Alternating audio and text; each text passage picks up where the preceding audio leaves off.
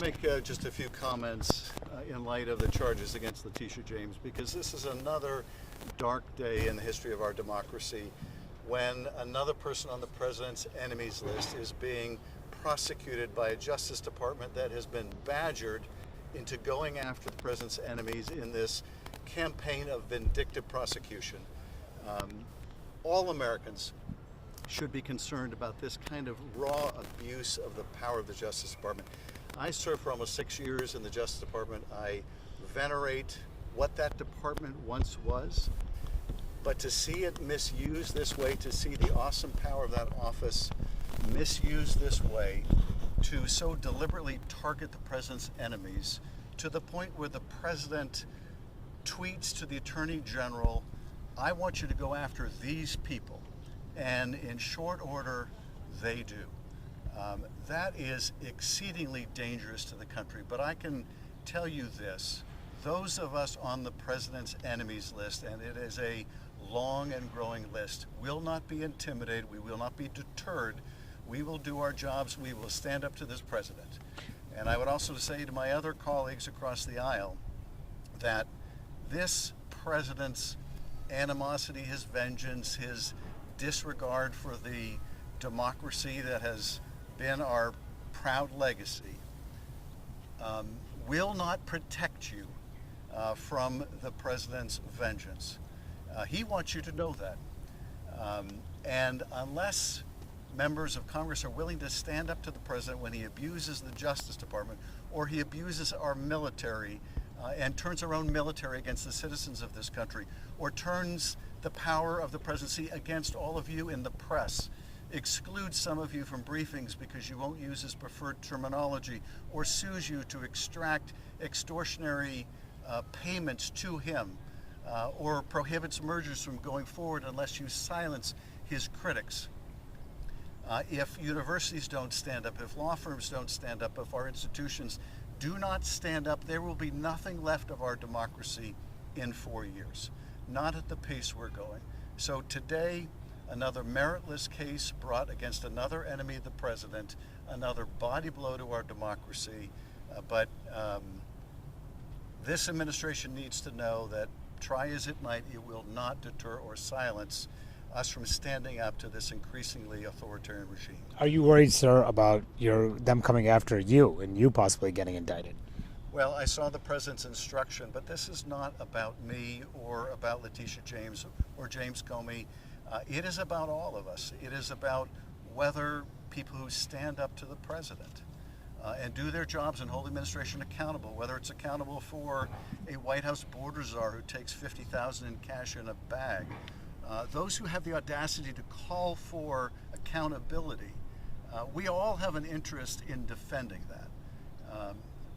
And so I would say that all of us on the president's enemies list, we're going to continue to do our jobs. We're going to continue to defend our democracy.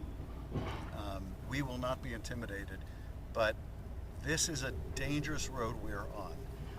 When the president openly, brazenly can tell the Justice Department, I don't care if there are facts, I don't care if there's evidence, they impeached me, or they did this to me, or they did that to me, or they said things about me, and I want you to go after them, because that's where we are at this moment. Senator Schiff, Republicans have said that, and pointed to the fact that Letitia James campaigned on prosecuting President Trump when she ran for Attorney General. How is that different from this situation? Well, I will let Letitia James speak for her campaign. But what I'm talking about is using the power of this presidency, using the power of this Justice Department to go after the president's enemies and being instructed by the president to do so. Nixon had his enemies list.